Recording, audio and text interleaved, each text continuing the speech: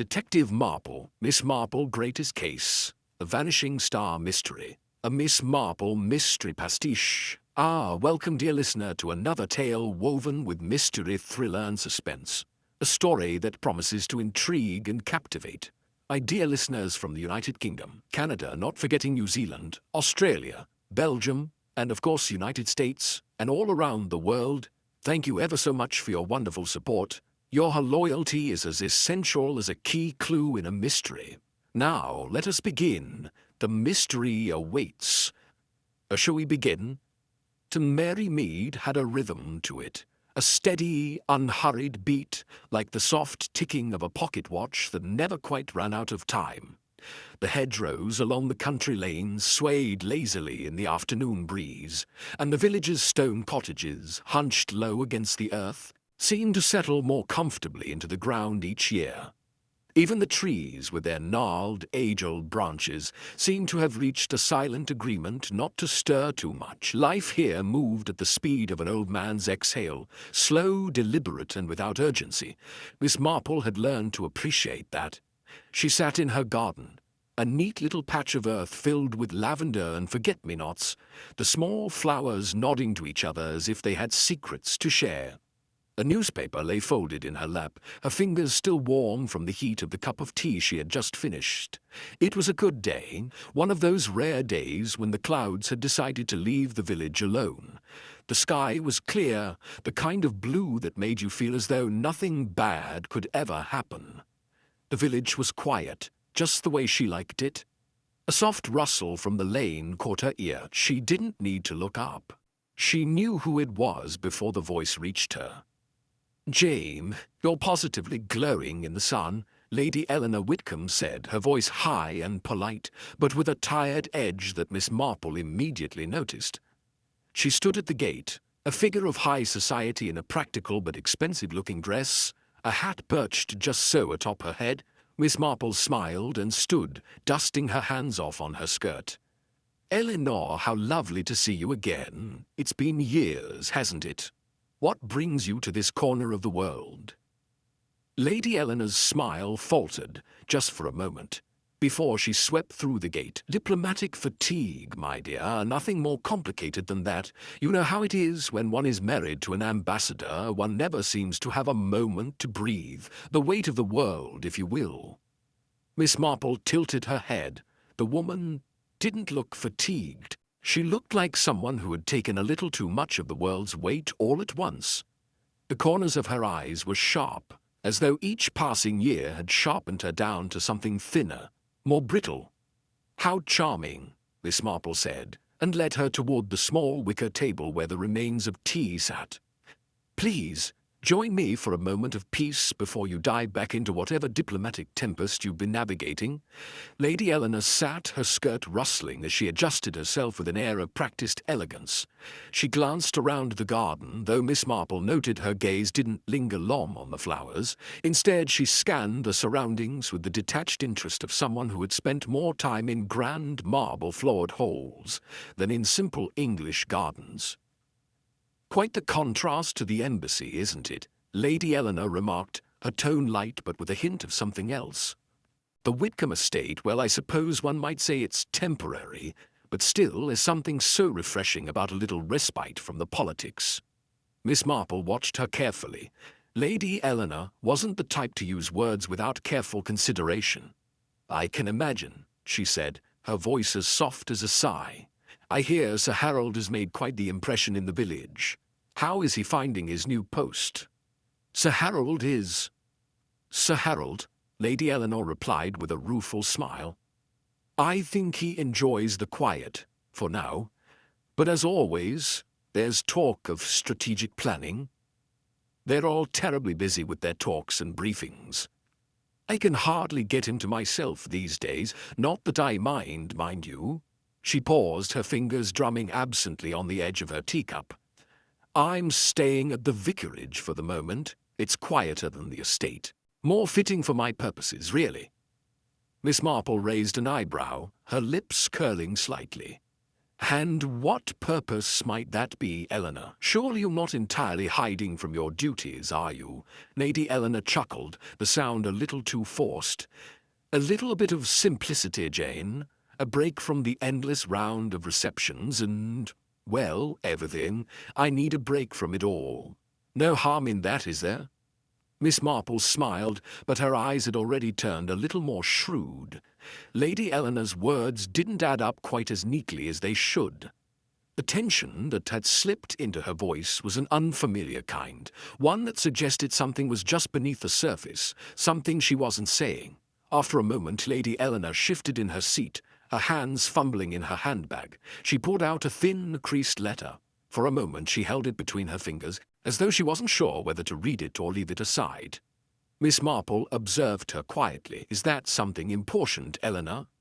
Lady Eleanor stiffened, her eyes flicking to the letter, then to Miss Marple, her face drained of colour, the kind of colour that doesn't come back quickly, as if something had gone cold in her chest.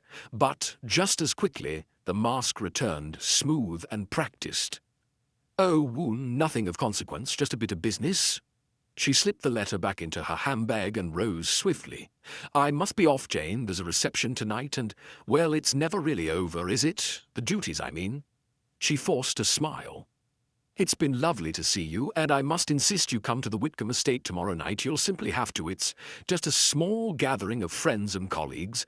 You know how these things go." "Of course," Miss Marple said, standing with her. "I'd be delighted." Lady Eleanor looked at her for a moment, almost as if she were about to say something more. But then, in an instant, the moment passed. She gave Miss Marple a strained smile and turned briskly toward the gate, as if eager to put distance between herself and the conversation. Miss Marple watched her go, her eyes narrowing slightly as she noted the way Lady Eleanor's steps faltered, the way her hands shook for just the briefest of moments as she clasped them together. She made a mental note to attend that reception.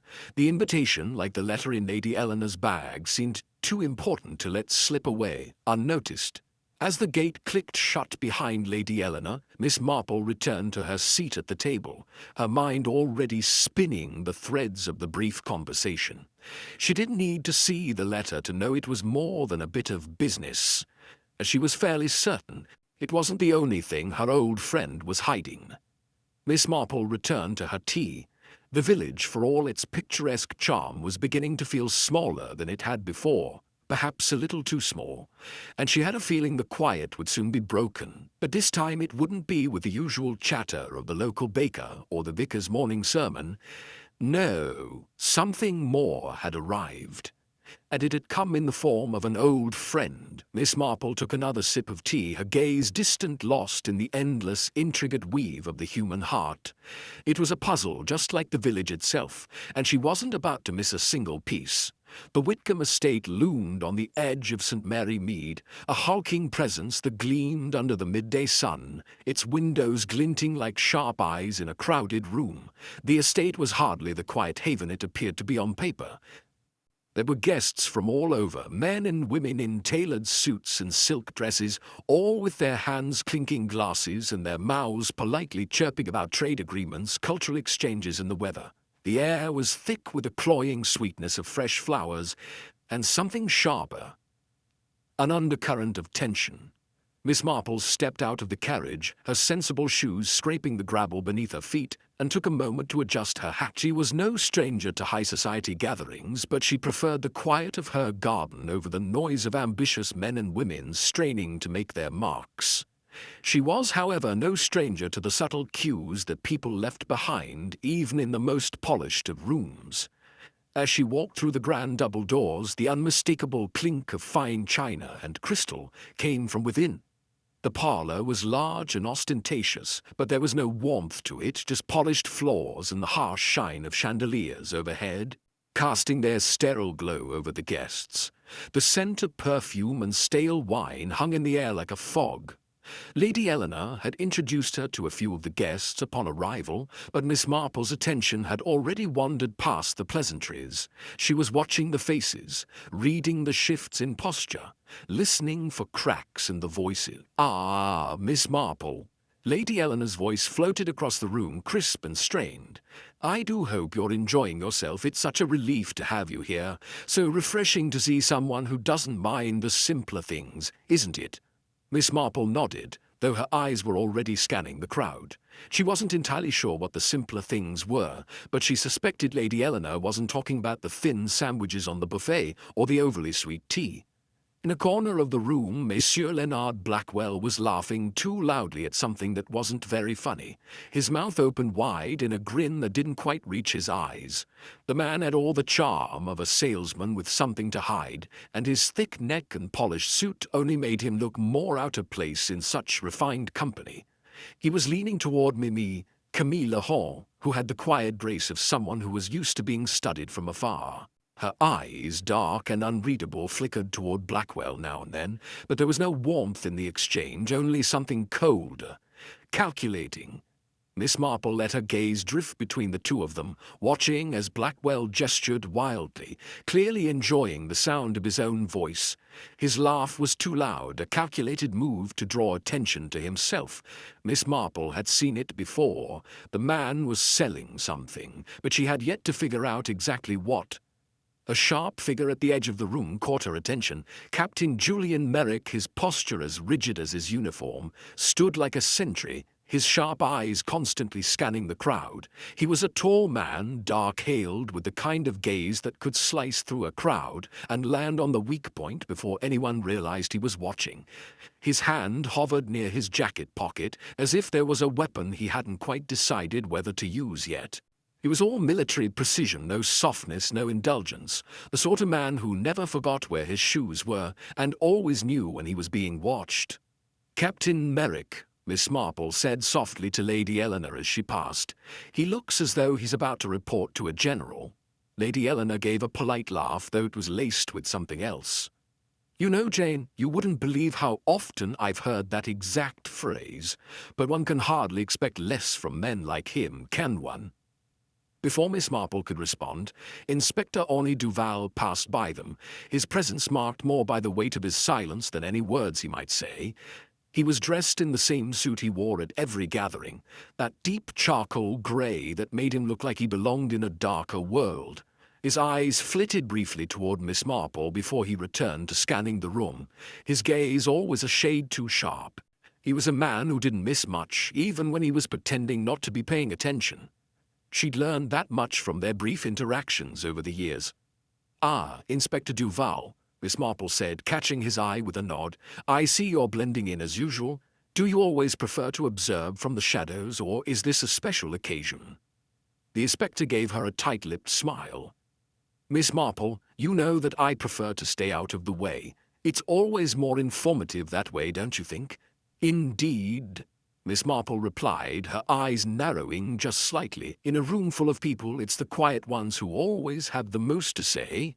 Dugard's smile faded a little, though he quickly masked it with a chuckle. "I suppose that's one way to put it." Miss Marple let her eyes wander, lingering for a moment on Mr. Victor Petrov, the Soviet attaché, who had just entered the room.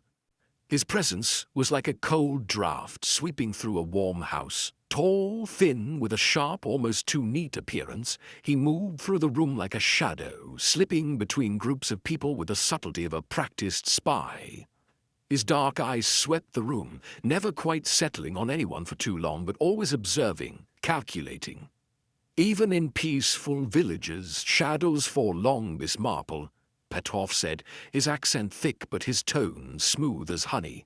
He stepped in close, leaning slightly as if to share some dark secret. Miss Marple raised an eyebrow, noting the hidden warning in his words. "I wouldn't know about that, Mr. Petrov. My village has a habit of keeping its shadows to itself." Petrov smirked, though it didn't quite reach his eyes. "Ah, yes, how quaint. But don't you find it stifling at times?" She studied him for a moment, letting the question hang in the air.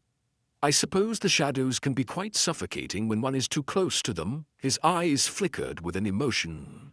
Whether it was amusement, irritation, or something darker, she couldn't tell. But he nodded slowly, his lips curving into a thin smile. "Perhaps. But some of us are accustomed to breathing in that air, Miss Marple. Before she could reply, a flash of movement caught her eye. Lady Eleanor had stepped away from the group, her hand clutching a handkerchief now pressed to her face, her expression a mask of calm that barely concealed the pallor beneath. Something was wrong. Miss Marple took a slow sip of her drink, eyes tracking Lady Eleanor's every move as the hostess disappeared into the crowd. She wasn't sure why the shift in Eleanor's demeanor felt so important, but she was certain it was. Too many people here were playing at something, hiding behind the charade of diplomacy, pretending they were simply going through the motions. But Miss Marple wasn't fooled. The game had begun, and she was already playing her part. The evening had started like any other high society gathering, polished shoes tapping against marble floors, the clinking of glasses as hands drifted toward each other in practiced gestures of polite conversation. Guests in evening wear stood in clusters, exchanging pleasantries about trade routes and cultural exchange, each word cloaked in the thin veil of diplomacy. The Whitcomb estate had always been known for its gilded halls, where nothing was ever quite as simple as it seemed. But then, just as Sir Harold Whitcomb raised his glass for the toast, a scream split the air. The sound was sharp, unnatural, and carried an edge of pure panic. The room fell into stunned silence. The toast hung in the air, forgotten. Then another scream, a second more frantic this time, echoed from upstairs. People froze, unsure whether it was a jest, a misunderstanding, or something more sinister. The atmosphere shifted instantly, tension tightening the air. Sir Harold, always the picture of composed authority, set down his glass with a deliberate movement. His face went pale, and his posture stiffened as the reality of what had happened settled into the room. "Captain Merrick," he called out sharply, his voice low but clear, "get everyone back. Secure the area, now." Captain Merrick, his expression hardening into something more martial, moved quickly. His eyes scanned the room for any sign of chaos, his military training kicking in immediately. He didn't hesitate. In moments, the guests were ushered into the drawing room, their murmurs rising into the uneasy hum of whispered confusion. Miss Marple remained standing, a quiet observer in the midst of the commotion. Her gaze flickered across the faces in the crowd, taking note of the subtle shifts in demeanor, the widening eyes, the hands clutching at drinks a little too tightly. The kind of nervous energy she had seen countless times before in her village, when people knew something was wrong, but couldn't quite place what. The scene upstairs unfolded swiftly. Captain Merrick led the way up the stairs with measured precision, his hand already on the brass doorknob of the ambassador's study. The door was locked from the inside. A collective murmur of disbelief rippled through the crowd gathered below. Miss Marple, ever observant, stayed at the foot of the stairs, her eyes trained on the figures moving above. She could hear the muffled sound of the door being forced open, the crash of the wood splitting, then the sharp voices of men filtering back to the others. Then the heavy thud of a body hitting the floor. Upstairs, Captain Merrick was first through the door, followed by Sir Harold and Inspector Duval, who had arrived quietly through the back. The room was dimly lit, the only light coming from a desk lamp casting long shadows across the polished wood floor. Leonard Blackwell lay sprawled across the room. His body was lifeless, a dark stain spreading across his shirt. A letter opener was embedded in his chest, the point still shining in the weak light. There was no struggle, no sign of anyone else in the room. The faint aroma of tobacco lingered in the air, perhaps from a pipe Blackwell had been smoking before the murder. Captain Merrick turned to Sir Harold. "He's dead, sir. Stabbed. No sign of forced entry. The door was locked from the inside, and there's no one else in the room." Sir Harold's lips pressed into a thin line, his eyes briefly flicking toward Lady Eleanor, who had followed them up the stairs, her face now drained of color. She had begun to sway, and a nearby servant stepped in to steady her. She fainted into the arms of the steward, her hands trembling, clutching at the edge of her dress. "Take her downstairs," Sir Harold muttered, "and ensure the guests stay calm." Miss Marple stood in the doorway, her quiet presence unnoticed at first. She let the room settle into its chaotic pulse before speaking up. "I don't suppose anyone's bothered to look at the desk, have they?" Her voice was calm, but it carried an edge of sharpness that caught their attention. Captain Merrick turned toward her, his brows furrowing. "What are you talking about?" "Well, Captain," Miss Marple continued, her gaze flicking over the desk. "It's all a bit obvious, isn't it? The chair's overturned, papers are scattered about the floor, no doubt in the midst of some struggle. But look at that drawer there." She pointed toward the far side of the desk, where a drawer remained slightly ajar. "It hasn't been touched." Merrick moved toward it, his movements brisk. He opened the drawer, pulling out a few scattered papers, and with them a small bundle of official-looking documents. The silence in the room thickened. "That doesn't belong there," Miss Marple added coolly. "A man like Blackwell surely wouldn't leave something important like that lying around in a place where anyone could find it." Inspector Duval, who had remained silently in the corner, spoke now, his tone sharp. "You're implying someone planted those documents?" Miss Marple gave him a sidelong glance. "Not planted, precisely, but perhaps someone needed them out of the way before they were discovered." "By who?" Captain Merrick asked, clearly impatient. "Who, indeed?" Miss Marple said softly, her eyes narrowing. "I think the question here, Captain, is why would Blackwell leave such a mess behind?" She stepped forward into the room, her gaze flicking back to the body as she allowed the clues to settle in her mind. "Whoever did this wanted us to believe this was a crime of passion, a fit of rage. But the careful positioning of the body, the lack of a struggle, it doesn't fit." She paused, turning towards Sir Harold, who had remained eerily silent throughout the proceedings. "And you, Sir Harold," she continued, her voice slightly harder now, "you asked for discretion. I imagine this is a matter of national interest." Sir Harold's face, once pale with shock, remained composed. "I'd appreciate it if you didn't draw conclusions too quickly, Miss Marple. This is not a time for wild theories." "I'm not making theories, Sir Harold," Miss Marple replied, her eyes narrowing as she studied him.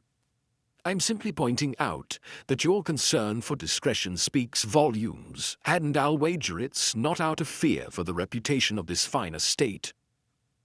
The door creaked open behind them, and Duval stepped out, his face tight with grim resolve.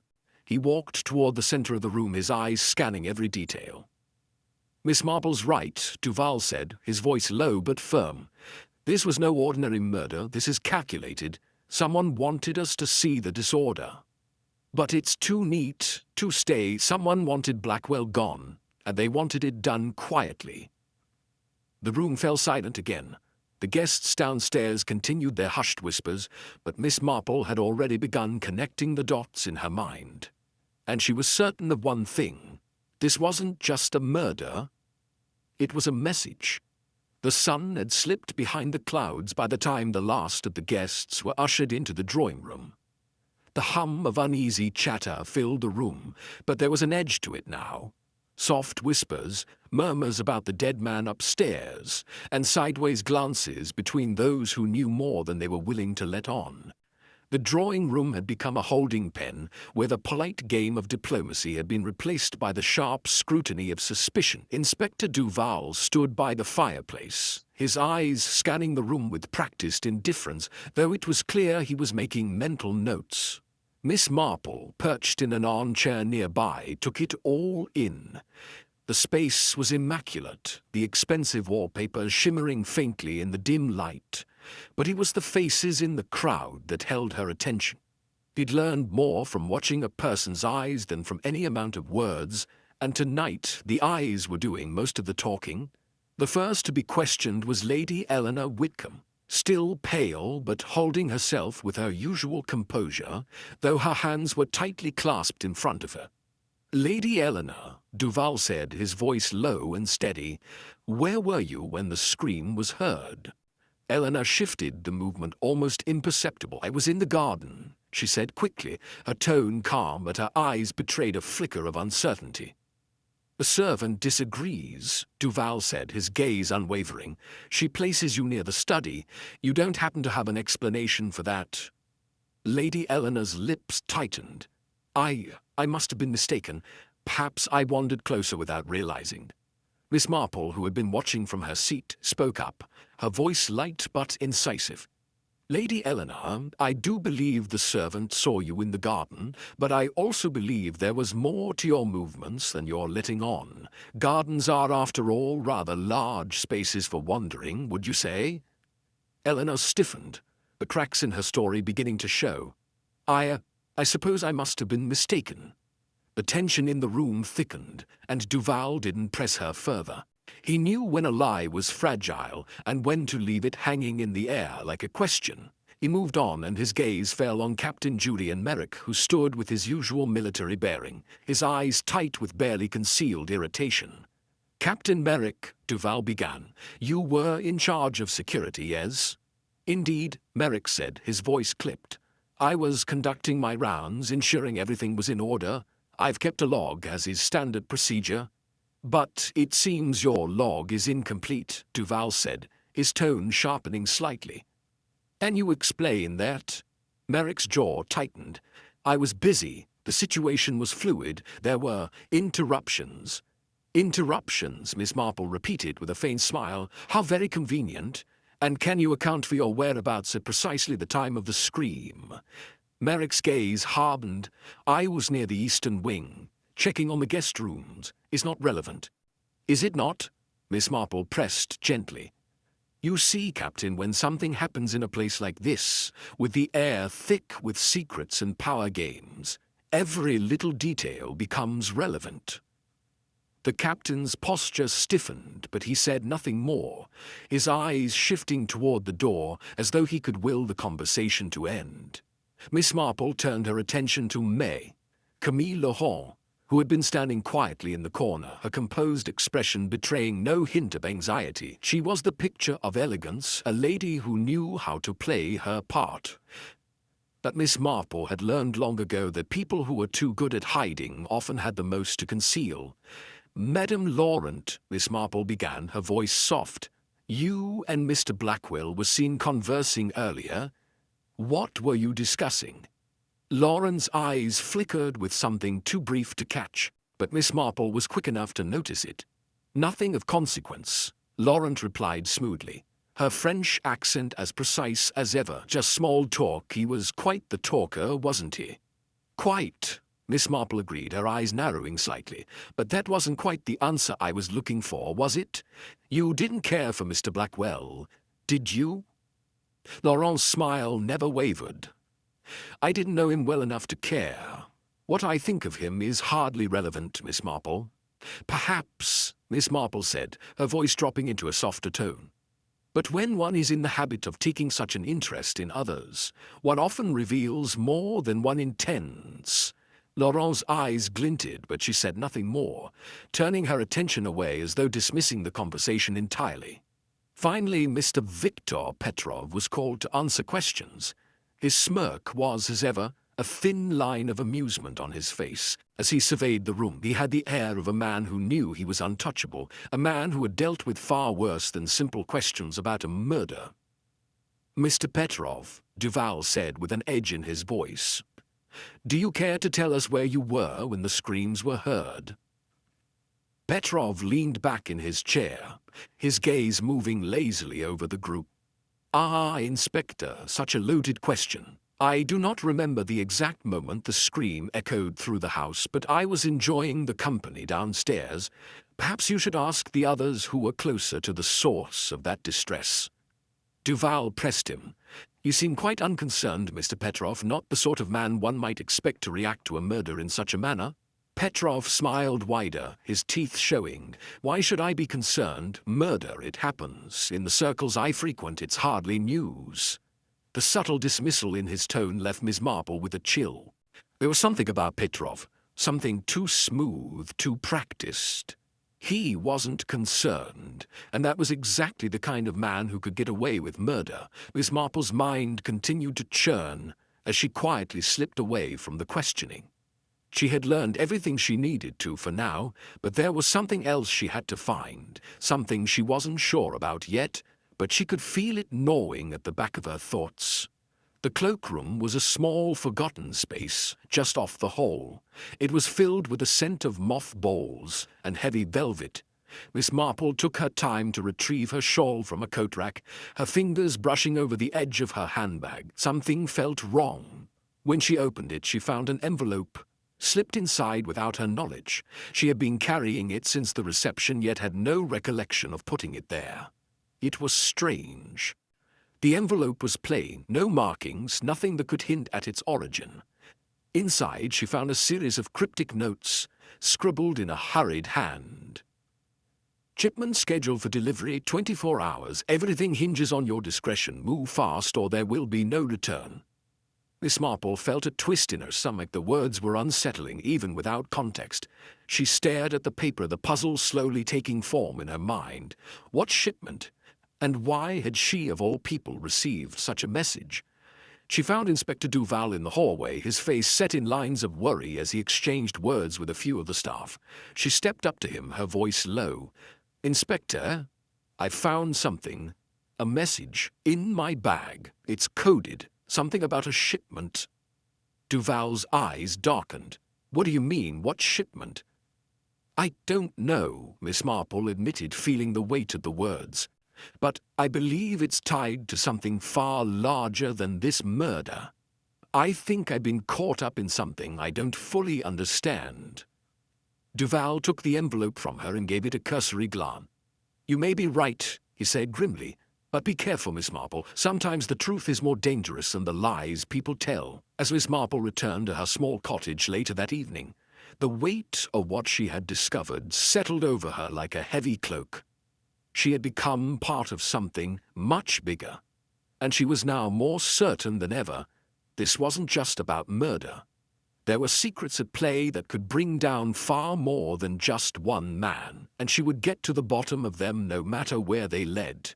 The village of St. Mary Mead was no stranger to small, quiet lives, but there were cracks in the surface, places where the shadows ran deeper than anyone would care to admit. Miss Marple had been watching the cracks for years, and tonight they were beginning to widen. The bank was a modest stone building nestled between the post office and the baker's shop on the village square. Inside, the smell of polished wood and faint ink lingered in the air. Behind the counter stood the clerk, a young man named Simon West, whose face remained stoic even as his eyes flickered nervously at Miss Marple's entrance. She had never needed an invitation to places like this. People in St. Mary Mead were used to seeing her, and the clerk had already made a mental note of her small, no-nonsense appearance, complete with her sensible shoes and the kind of gaze that could cut through the thickest of veils. "I just need to make a small deposit, Simon," Miss Marple said, her voice polite but firm. "But I was hoping you could help me with a question while I'm here." The clerk's face tightened slightly at the mention of the question. "Of course, Miss Marple, what can I do for you?" Miss Marple smiled faintly. "It's a bit personal. I've been hearing whispers about some of the larger withdrawals recently, and I was curious about a few of them, particularly one for a Mr. Blackwell." Simon hesitated, his hands stilling for a moment before he forced a smile. I don't know anything about that, Miss Marple. Our records are confidential." "I understand, Simon," Miss Marple said, her tone not changing. "But I'm not asking for specifics, just some direction. You know how people talk in this village. It's the kind of thing that's hard to ignore. Could you at least tell me if there were any unusually large transactions in Mr. Blackwell's account in the last few weeks?" West shifted uncomfortably but finally nodded. "There were some larger withdrawals, yes. I can't give you specifics, but I can say the amounts were irregular, far larger than usual. It's all in the records, but nothing is public," Miss Marple finished for him. "Of course, I'm sure that's part of the charm of banking in a small village like ours." She leaned forward slightly, her eyes narrowing as if deep in thought. "Was anyone else involved in these withdrawals? Did anyone accompany him?" West's eyes darted for a split second, betraying more than he intended. I couldn't say. But I've noticed Lady Eleanor Whitcomb in the bank recently. Quite often, in fact. She's withdrawn a sum or two herself."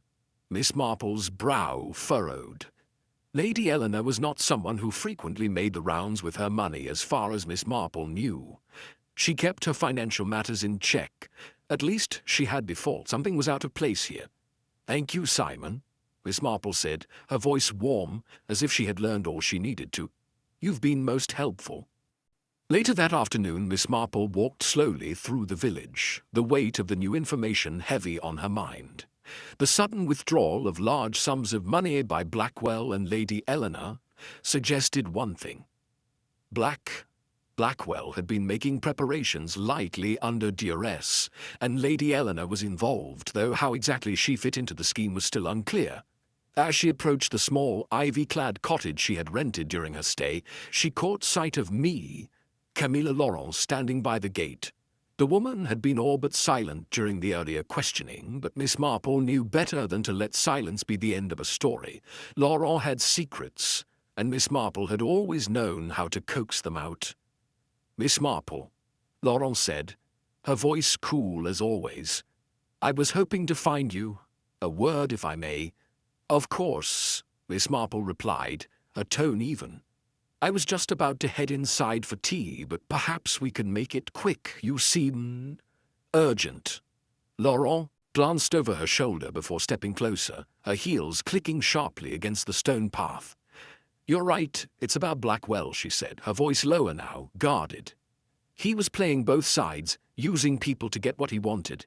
He didn't see the way he acted before he was killed. He was ready to defect, take everything he had and run." "Defect?" Miss Marple repeated, intrigued. "To whom?" "Not who," Laurent said, her eyes flicking nervously toward the house behind her. "What?" "There's more than just diplomacy here, Miss Marple, you must understand. There are things far more dangerous than money or power at stake.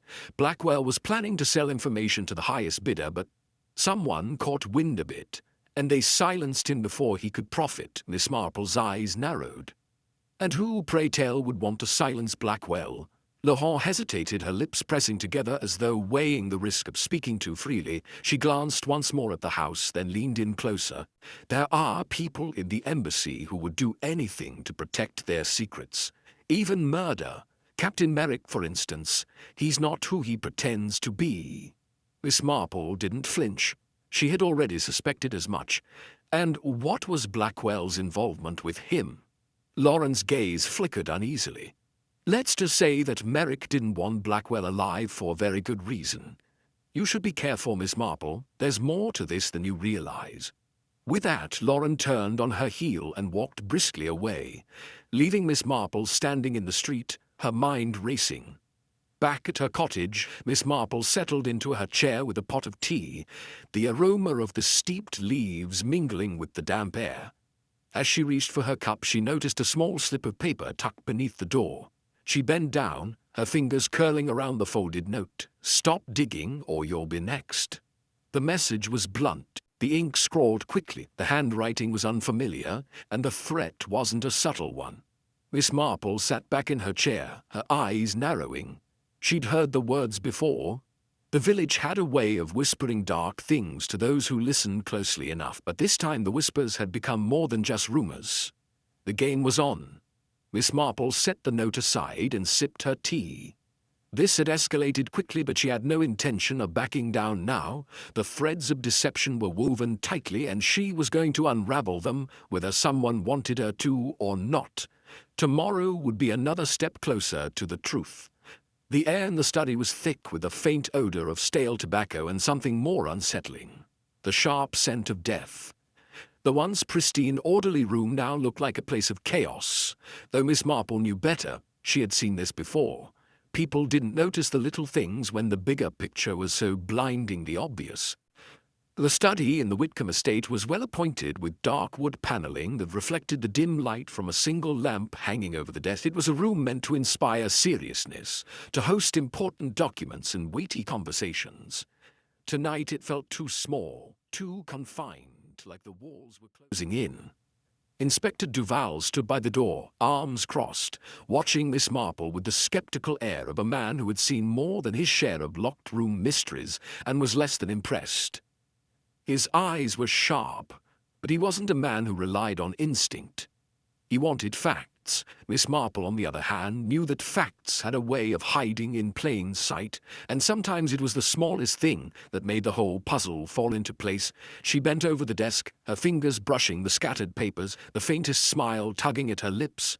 "A distraction, you see, Inspector," she murmured. Duval looked down at the mess. "It certainly looks like a struggle," he said, "though he didn't sound convinced, but you're implying it was staged." Miss Marple nodded, her gaze flicking across the room. The papers were deliberately scattered to draw attention away from the real target, a drawer slightly askew. That's where the important things were kept. Duval followed her pointing finger, his eyes narrowing as they landed on the drawer. It was closed, but not quite flush with the wood, an imperfection too small to be noticed unless you were looking for it. "That's where the diplomatic ciphers were," Miss Marple continued, her voice steady.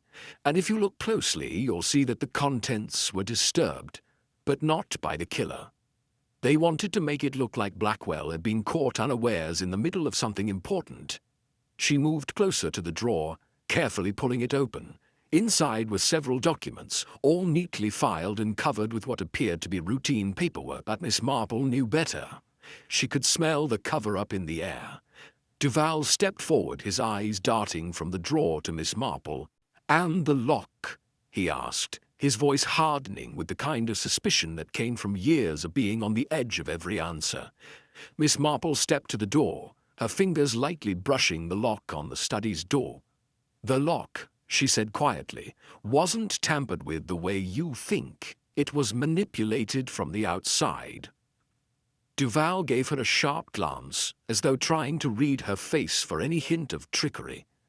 "Explain." She gestured toward the keyhole. "You see, a thin wire could have been slipped through the crack in the door and used to retrieve the key that had been left inside. Whoever did this knew exactly what they were doing. They didn't need to break the door open. They just needed to get access without raising suspicion." Duval frowned. "But why not just use the key, then?" "Because," Miss Marple said, "they needed to make sure it looked like the room had been locked from the inside. If they'd used the key, the whole thing would have been too obvious." Duval's eyes narrowed as the pieces began to fall into place. A perfect setup. The killer wanted to create the illusion of a locked room. And Blackwell, no doubt, knew far too much for someone's comfort. Miss Marple gave a small, almost imperceptible nod. "Exactly." A sound from the doorway made them both turn. Lady Eleanor stood there, her face pale and pinched. She had been watching them for some time, no doubt listening to their deductions, but she said nothing at first. She just stood there, her eyes flicking nervously from Miss Marple to the disarray on the desk. For a long moment the only sound was the faint ticking of the clock on the wall. Finally, Lady Eleanor spoke, her voice hoarse. "You're certain," she asked, her eyes lingering on the drawer where Miss Marple had so carefully pointed, "about what you found?" Miss Marple met her gaze with a calm that belied the tension in the room. "The game is much larger than a simple murder, Lady Eleanor," she said softly. "Your husband's involvement, Mr. Blackwell's involvement. There's more at play here than just betrayal. This is about more than money." Eleanor's lips trembled, but she remained silent, her gaze flicking back to the drawer as though she were trying to make sense of it all. Miss Marple could see the subtle shift in her expression, the way the guilt was eating away at her, just beneath the surface. "I'm afraid I don't understand," Lady Eleanor said after a long pause, her voice shaking slightly. "What are you trying to say?" "I think you do understand," Miss Marple replied, her voice soft but firm, "but you don't want to admit it. Mr. Blackwell was part of something far bigger than any of us imagined, and now it's up to us to uncover the truth." Lady Eleanor swallowed, her eyes darting toward the door as though considering fleeing the room, but she stood her ground, staring at Miss Marple with a mixture of fear and determination. "You think I knew about it," Eleanor said quietly, "about what Blackwell was doing, about what he had planned." "I think," Miss Marple said, her voice light but carrying the weight of 1,000 untold truths, "you had more than a passing interest in his work." Lady Eleanor's face went even paler, and for a moment Miss Marple thought she might collapse, but then the woman straightened, a faint flush rising to her cheeks. I did know, she confessed in a whisper. But I didn't want any part of it. I told him he was making a terrible mistake, but he wouldn't listen. Miss Marple studied her closely, her eyes narrowing, and someone silenced him before he could expose what he knew. Lady Eleanor nodded, her lips trembling as if trying to hold back tears. He was going to sell it all. The secrets, the deals, everything. He was going to leave with it all. He was going to ruin us all. Miss Marple's eyes never left her face. And you couldn't afford for that to happen? Lady Eleanor said nothing, but the guilt in her eyes was all the answer Miss Marple needed. The study was quieter now, the weight of the recent revelations hanging heavy in the air. The fire crackled faintly in the hearth, the only sound besides the occasional rustle of clothing or the sharp intake of breath. The elegant room, once a place for diplomacy and quiet reflection, had become the setting for something much darker. Sir Harold Whitcomb sat behind his desk, his posture stiff, his fingers drumming absently against the wood as he stared down at a pile of papers. Miss Marple had always noticed how a man's true nature revealed itself in his hands. Sir Harold's hands were large, long-fingered and restless, his unease as evident in his gestures as it was in his eyes.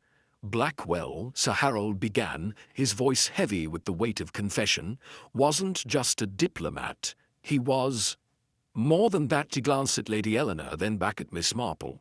He was the head of a covert intelligence cell, a man who knew too much and played a game that none of us could afford to lose. Miss Marple tilted her head, considering the new piece of the puzzle. And you, Sir Harold, you were involved with him in some way? Only by association, Sir Harold replied, his voice tight. I never wanted any part of it, but when Blackwell came to me with his demands, well, there was no turning back.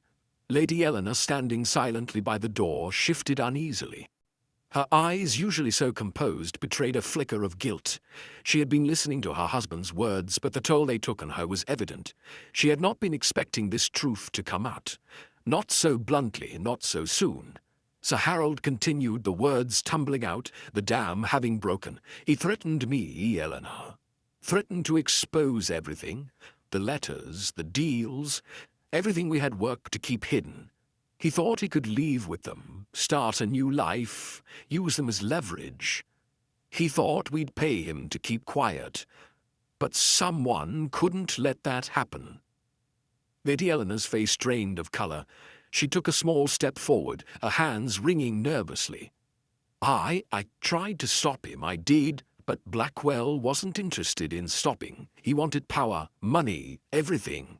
And when he showed me those letters that could destroy everything, I didn't know what to do. Miss Marple's eyes flicked to the desk where Sir Harold had been sitting. And you helped him, didn't you, Lady Eleanor? You passed the letters along, tried to keep him calm long enough to keep your own secrets safe.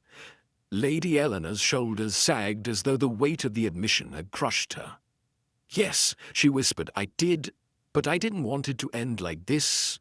I never wanted him dead. She looked at her husband, eyes pleading. You have to understand, I was afraid. Sir Harold remained stoic, his face impassive. He had us all in his grip, Eleanor. You, me, everyone. He had to be stopped before his plans came to fruition. Miss Marple said nothing for a long moment, the pieces of the puzzle settling into place.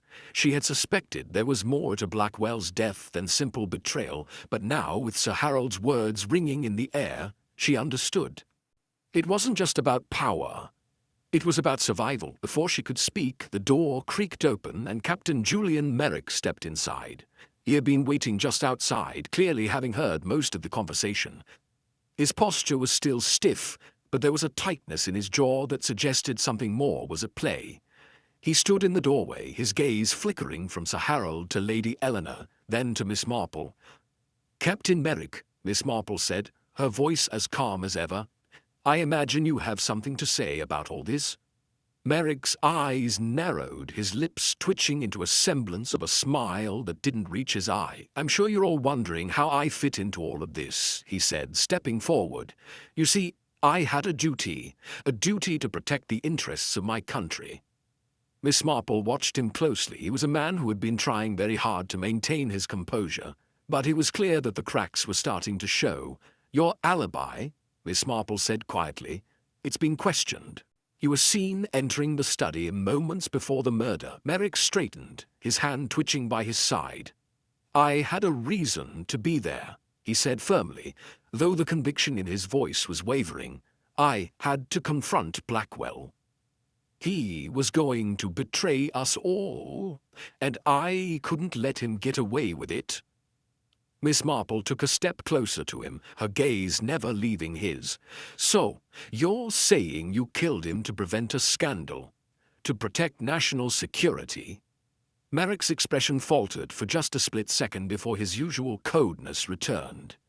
"Better a traitor dead than secret sewed to Moscow," he said, his voice cold and firm.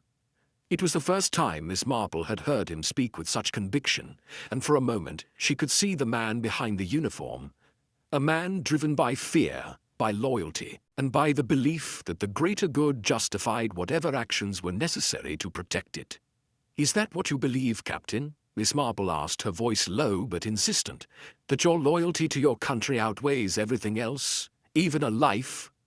Merrick said nothing for a long moment, his eyes flicking briefly to Lady Eleanor. She looked away, clearly uncomfortable under the weight of the accusation. "I did what needed to be done," Merrick finally said. "The others wouldn't understand, they wouldn't see the bigger picture. But I'm not here to explain myself to you, Miss Marple." He turned to Sir Harold, his expression hardening. "This was supposed to stay quiet.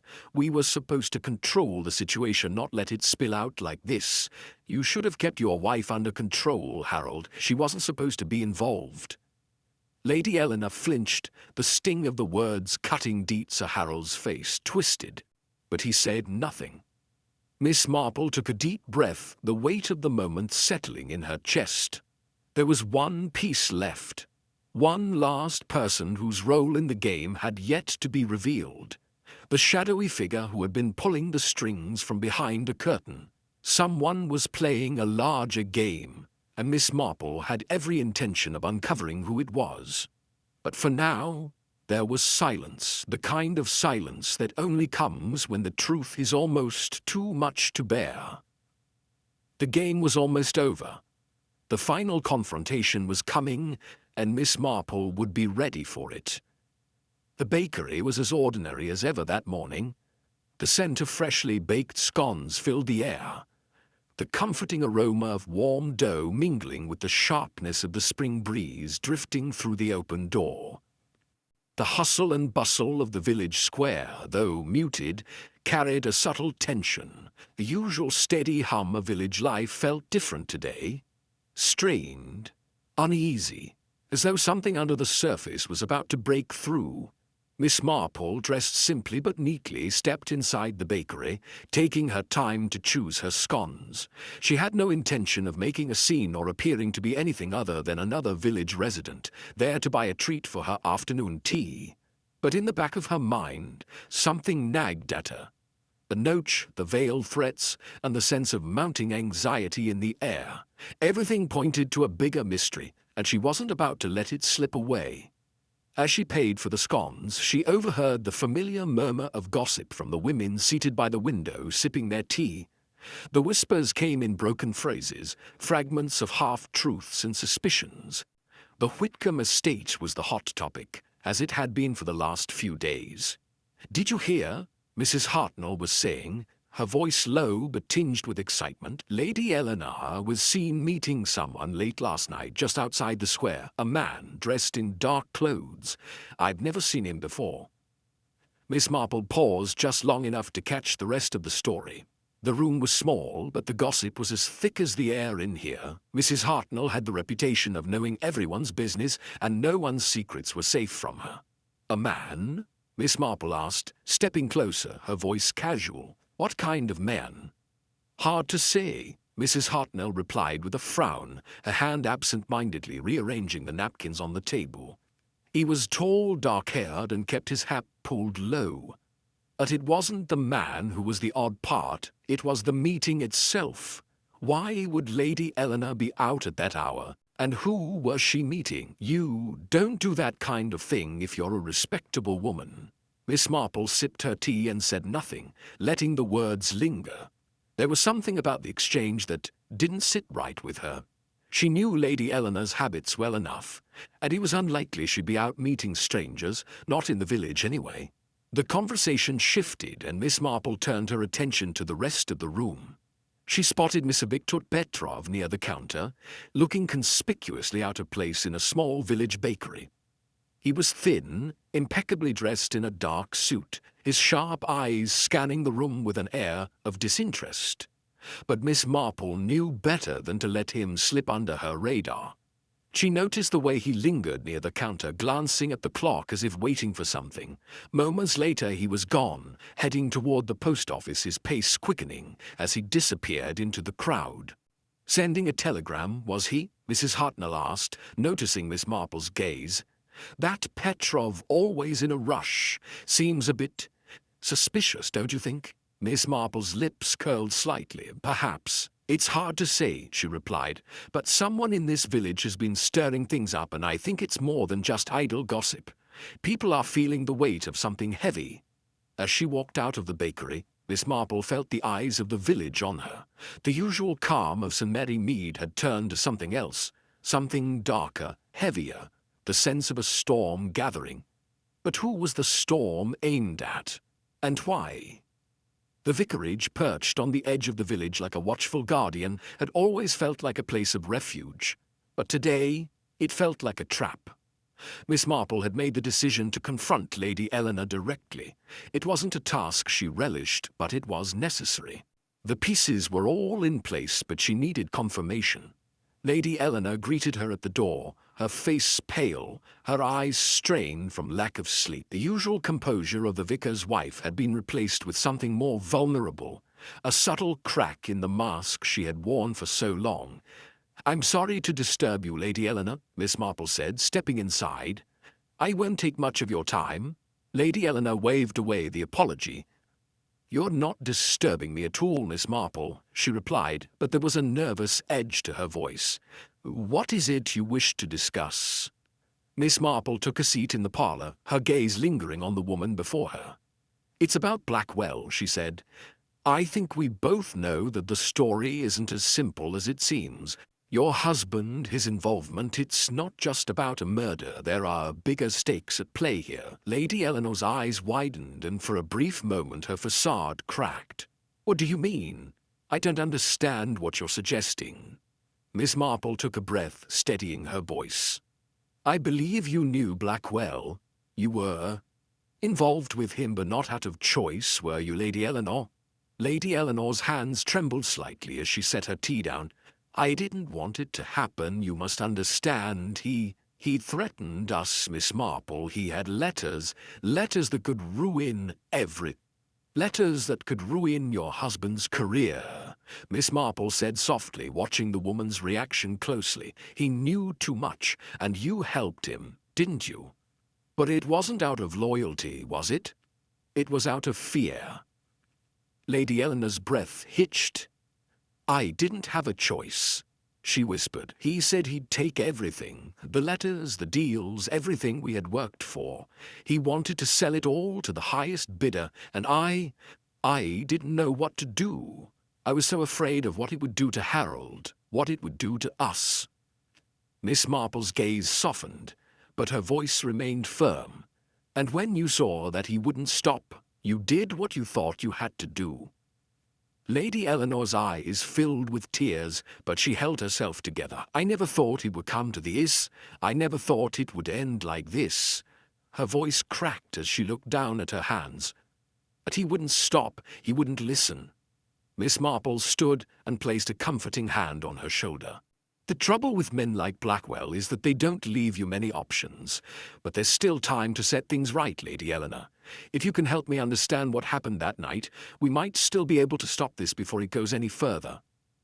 Lady Eleanor looked up, her face torn between fear and the realization that she was cornered. "What do you want from me, Miss Marple? What can I do?"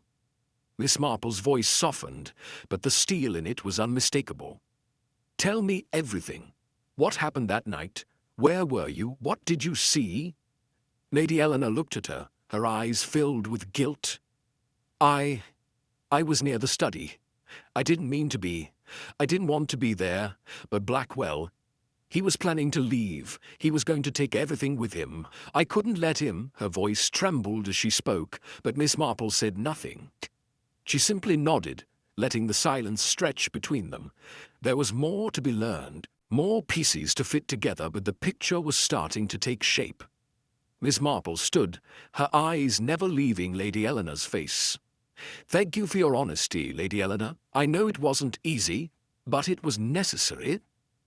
As she left the vicarage, Miss Marple's mind was already turning over the new information. Lady Eleanor was desperate, but someone else, someone far more dangerous, was playing a much larger game, and Miss Marple was certain that the next step in this investigation would bring her face to face with that unseen force. The truth was within reach, but it was cloaked in shadows. The Whitcomb estate stood brooding against the overcast sky.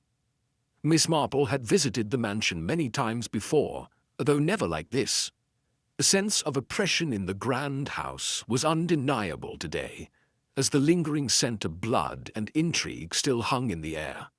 The murder was a clean, precise act, but the more Miss Marple thought about it, the more she felt the chaos underneath.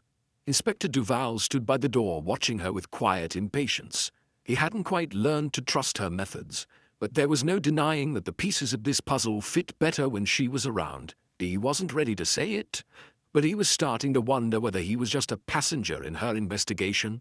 Miss Marple stood in the study, her eyes scanning the room once more, noting the familiar objects in a new light. The door had been locked from the inside, a body was staged just so, but something had been left behind. Something important. "I'm sure you've already looked over the scene, Inspector," Miss Marple said, her voice even but deliberate, "but I'd like to take another look. You never know what you might find." Duval gave her a tight-lipped nod, stepping back as she knelt beside the door. Her fingers brushed lightly over the keyhole, her eyes narrowing as she studied it closely. "Notice the scratch here?" she asked, pointing to a small mark near the edge of the keyhole. "It's subtle, but it's there. It could have been made by a thin wire." Duval leaned in, his brow furrowing. "A wire?" he repeated. Miss Marple nodded. The killer didn't need to break the door down. The wire would have allowed them to retrieve the key from inside the lock and close it again from the outside. "A clever trick," Duval muttered. "But why bother with all the subterfuge?" "Because," Miss Marple replied, rising to her feet, "the killer wanted us to think it was a locked room mystery. They wanted us to follow the obvious path, so we'd miss the real clues." Duval didn't argue, but he was still skeptical. He had been trained to trust what he saw with his own eyes, not the careful deductions of someone who prided themselves on seeing what others couldn't.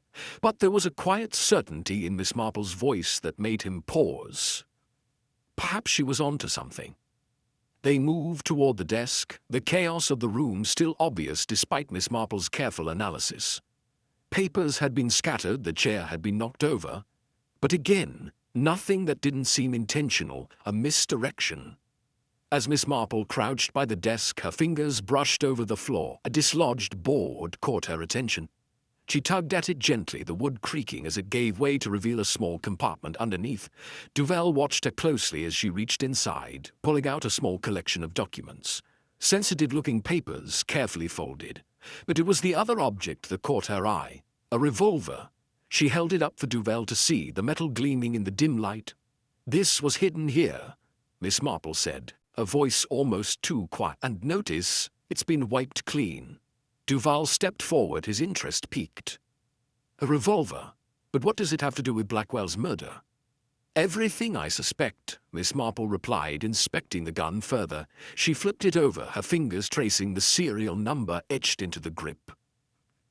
"This is the interesting part. This revolver belongs to Captain Merrick. It's registered in his personal inventory." Duval's eyes went wide. "Merrick," he repeated. "But why would he hide a weapon here?" Miss Marple lowered the gun, her gaze never leaving Duval's face. That's the question, isn't it, Inspector? Why would he hide it in Blackwell's study of all places?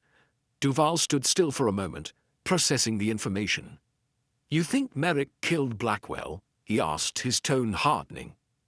Miss Marple didn't answer right away. She simply stared at the revolver, turning it over in her hands as if it could answer all of her question. I think Captain Merrick has a great deal more to answer for than he's let on.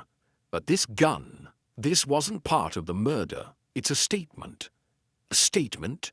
Duval echoed, but Miss Marple had already turned her attention back to the hidden compartment beneath the desk, her mind racing through the possibilities. Look here, Miss Marple said, moving the documents aside. Ciphers. Diplomatic ciphers. And these weren't Blackwell's personal belongings. They don't fit with the rest of his papers. These belong to someone else, someone with more at stake than a simple diplomat. Duval moved closer, his expression now one of genuine curiosity. Do you think this is part of a larger operation? A cover-up? I think, Miss Marple replied, her voice low and deliberate, that someone was willing to kill to keep these secrets hidden, someone who stands to lose a great deal if the truth comes out. She straightened, her eyes scanning the rest of the room. There's a game being played here, Inspector, and I'm certain that Captain Merrick is more than just a pawn. I don't think he killed Blackwell. I think he was trying to stop someone else from doing it. Someone else with far more to lose. Duval's expression grew darker as the realization began to set in. But if Merrick wasn't the killer, then who was? Miss Marple didn't answer right away. She had seen enough. The pieces were beginning to fall into place, but there was one last detail she needed to confirm. Not yet, she said, a faint smile playing at the corners of her lips, but I'm getting closer. She placed the revolver back in the compartment, carefully covering it with the documents once more. We'll need to confront Captain Merrick, and then we'll see if he's been playing a much bigger game than we ever thought. As they left the study, the tension between them was palpable. There was still so much to uncover, so many questions unanswered, but Miss Marple knew that one more confrontation would bring them closer to the truth. The small room at the Whitcomb estate felt more like a pressure cooker than a drawing room. Miss Marple, sitting on the edge of an armchair, her hands folded neatly in her lap, had been watching Captain Merrick for a long time. His posture, ramrod straight despite the evident strain in his face, told her all she needed to know. There was guilt in his eyes, but no sign of regret. He shifted uneasily, his fingers twitching in his lap. The revolver Miss Marple had uncovered in the study was now in Duval's hands, the same cold metal gleaming in the dim light of the room. I tampered with the crime scene, Merrick finally admitted, his voice stiff with both pride and something else. But I didn't kill him. Miss Marple studied him carefully, her eyes not missing a single movement, a single word. There was a story here, and it wasn't the one Merrick was telling. So you just happened to interfere with a lockroom murder? Miss Marple asked, her voice light, almost casual, though her eyes were sharp. That doesn't seem like a man just trying to stop a traitor. It seems like a man trying to cover his tracks. Merrick's jaw tightened. You don't understand, he said through gritted teeth. He was going to sell us out. He had letters, documents, things that could ruin us all. I couldn't let him get away with it. Couldn't let him get away with it, Miss Marple repeated, a small frown tugging at her features. But you didn't kill him, did you, Captain? No. But you were there. You knew something was going to happen.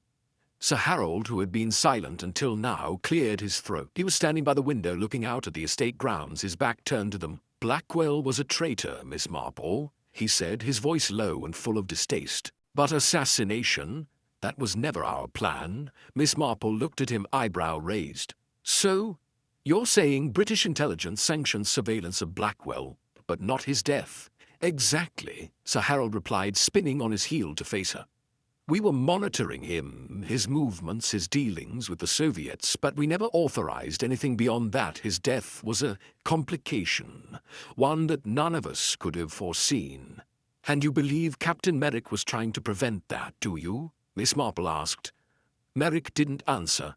He didn't need to. His clenched fists, his body rigid with the weight of his own guilt, answered for him. Miss Marple took a deep breath, her mind sorting through the facts. Blackwell, a man with secrets that threatened to destroy more than just his career, was dead. The locked room mystery, the missing revolver, the cryptic notes, everything pointed to something much larger than espionage.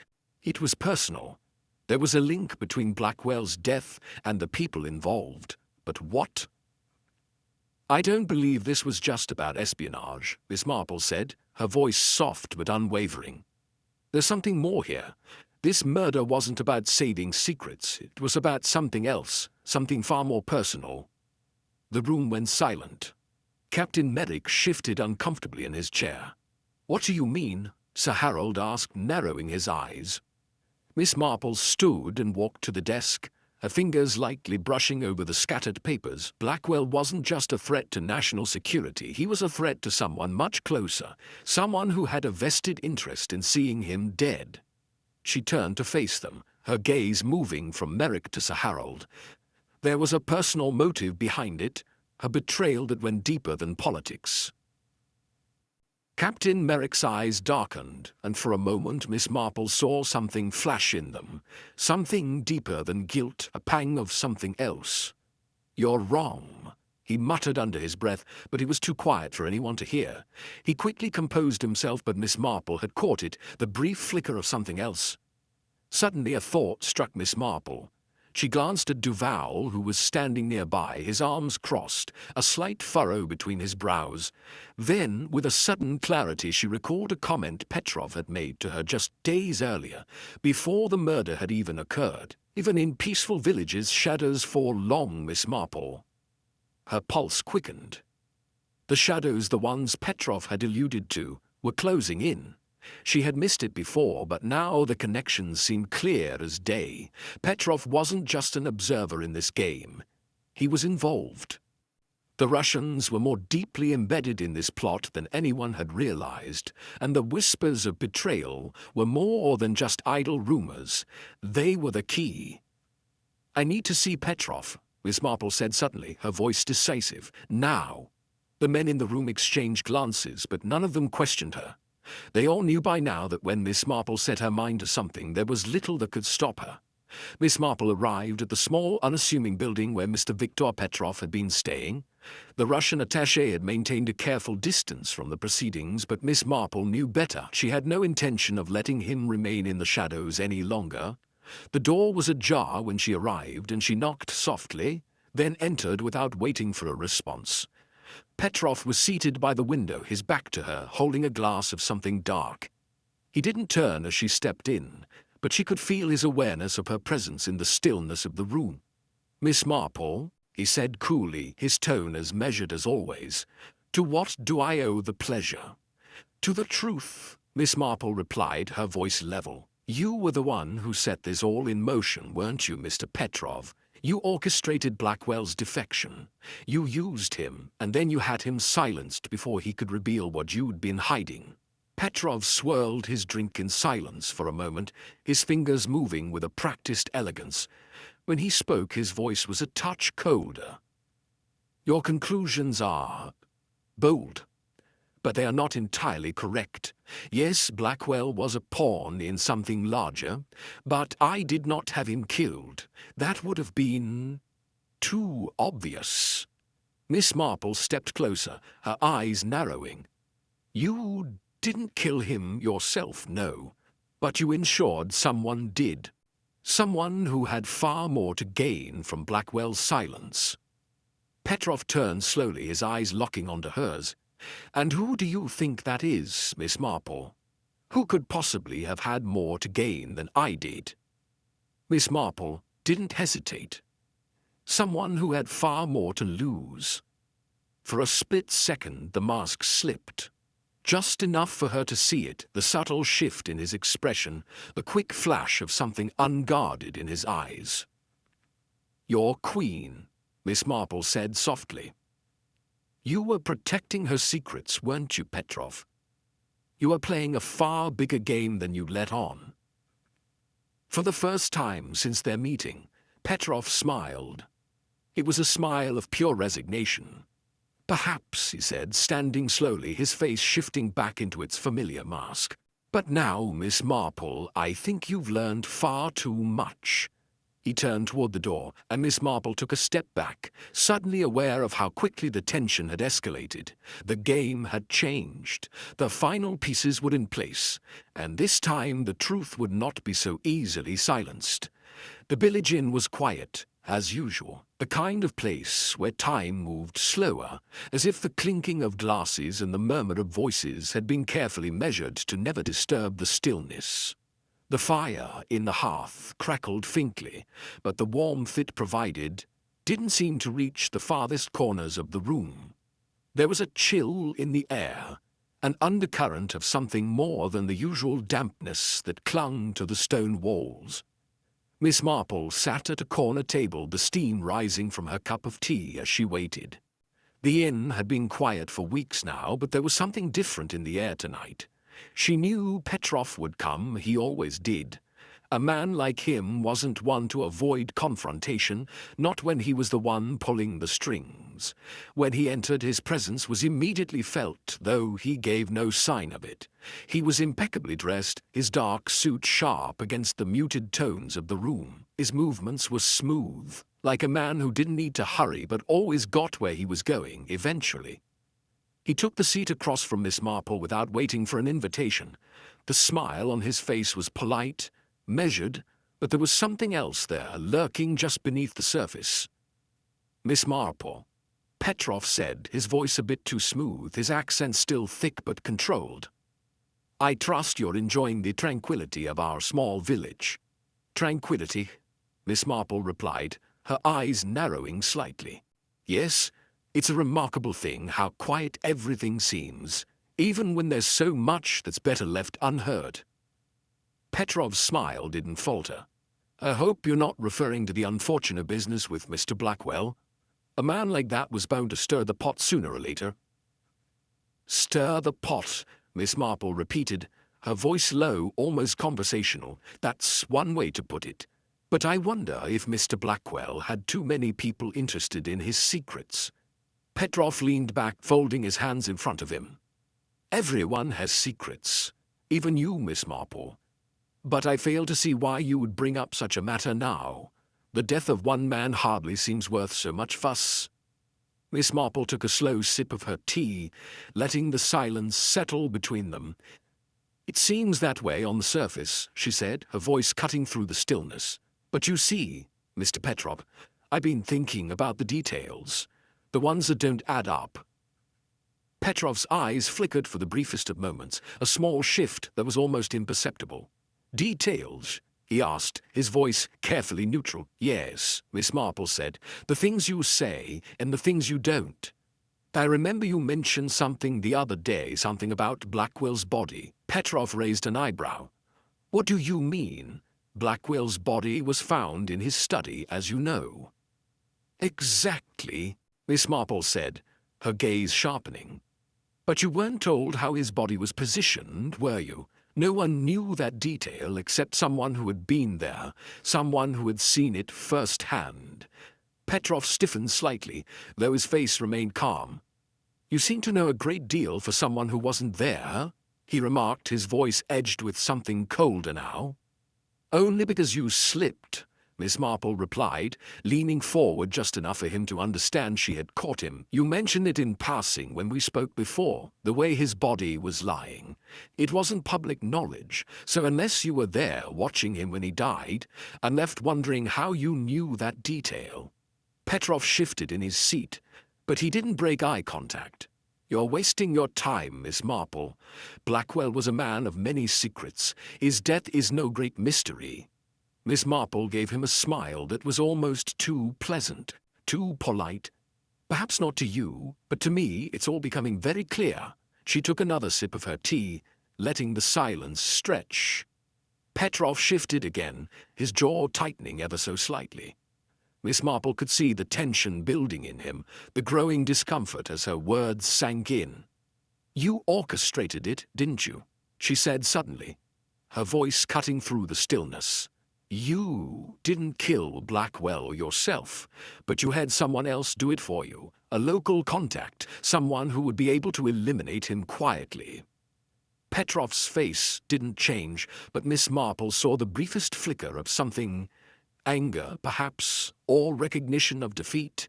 He took a deep breath before responding, his tone more measured.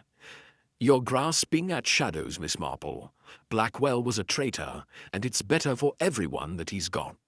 Better for everyone, Miss Marple repeated, her voice laced with dry humor, except you, Mr. Petrov. Because you knew he had something on you, something that could destroy your whole operation. Those documents, those ciphers he had, they weren't just a bargaining chip, they were your downfall, and you couldn't afford to let him walk away with them. Petrov's eyes darkened, but he said nothing. He simply sat there watching Miss Marple, the mask of control slipping slightly. And those documents I was so conveniently carrying, Miss Marple continued, her gaze never leaving his, they were meant to implicate British intelligence, to shift the blame and to make sure you came out smelling like a rose while the rest of us took the fall. Petrov opened his mouth to speak, but the words seemed to catch in his throat. For a moment he looked less like a confident attaché, and more like a man caught in a web of his own making. He closed his mouth and leaned back, staring at her. You think you understand everything, don't you? Petrov said, his voice now colder, the mask fully in place again. You're wrong. This isn't just about Blackwell, it's about power, and power doesn't come from the truth. Miss Marple's smile deepened. Then I suppose it's just about time for the truth to come out, isn't it? Petrov's eyes flickered to the door, but Miss Marple saw the slightest tremor in his hand as he reached for his drink. The game was over. He had underestimated her, as most people did, but now he had nowhere left to run. The village inn had been quiet most of the afternoon, the usual low hum of village gossip, muffled by the thick stone walls, and the steady rain tapping against the windows. Miss Marple sat in the same corner, her cup of tea long since gone cold, her eyes watching the door with a quiet intensity. She knew what was coming. Petrov had been there for hours, his usual air of confidence gone, replaced by an uneasy stillness. The Russian attaché's sharp eyes flickered toward the door every time it opened, but he didn't acknowledge anyone who passed by. His discomfort was palpable. Miss Marple could almost see the weight of his own mistakes pressing down on him. He had been unmasked, exposed for the role he had played, and now it seemed he was waiting for the inevitable. The door opened with a soft creak, and Camille Laurent, stepped into the room. Her presence was striking, though not for the reasons most would assume. She wasn't a woman who demanded attention with extravagant clothes or a bold, brash attitude. It was in the calmness of her entrance, the way she moved with the quiet confidence of someone who had orchestrated 1,000 events without ever breaking a sweat. She was the calm in the storm, the calm before it too.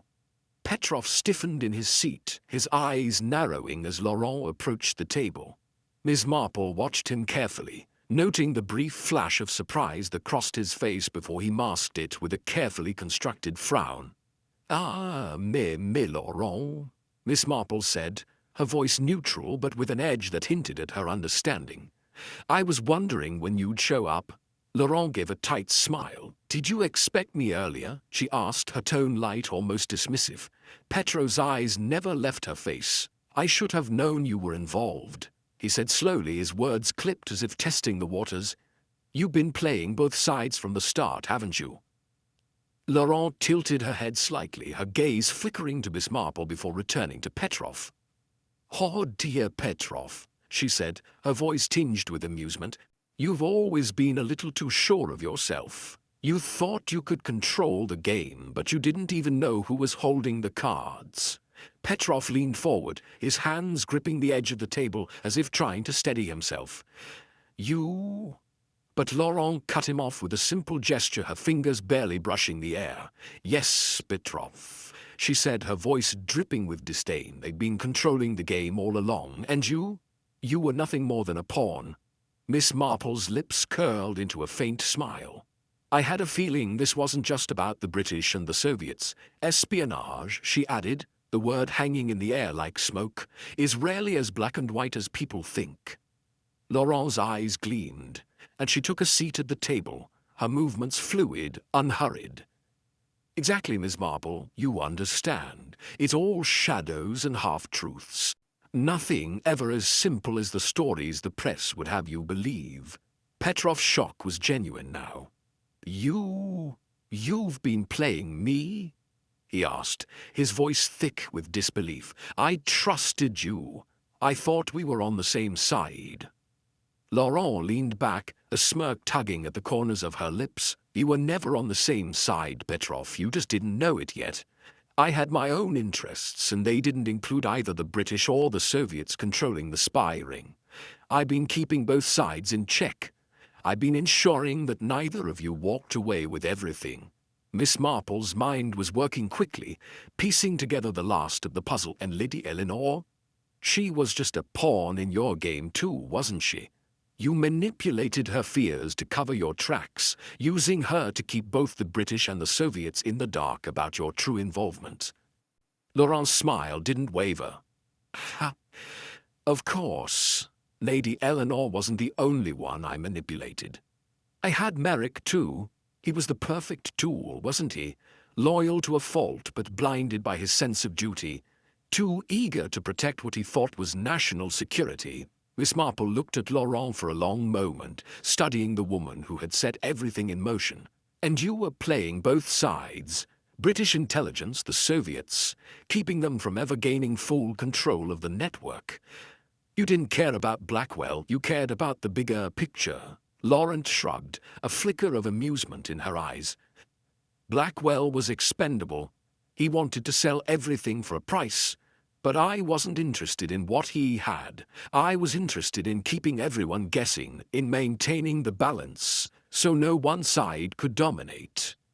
At that moment the door opened once again, and Inspector Duval stepped into the inn. His eyes swept the room, taking in the scene with the calm efficiency of a man who had already made up his mind. His gaze landed on Petrov first, then shifted to Laurent, his expression hardening. I thought I might find you here, Duval said, his voice cool. I trust the conversation has been enlightening. Miss Marple didn't move, her expression unchanged. I think we've reached the heart of the matter, Inspector. Laurent has just finished explaining how she manipulated everyone involved, including Mr. Petrov. Petrov looked up at Duval, a mixture of anger and disbelief in his eyes. You've known this all along. Duval didn't respond immediately. He simply stepped forward, his gaze flicking between Laurent and Petrov.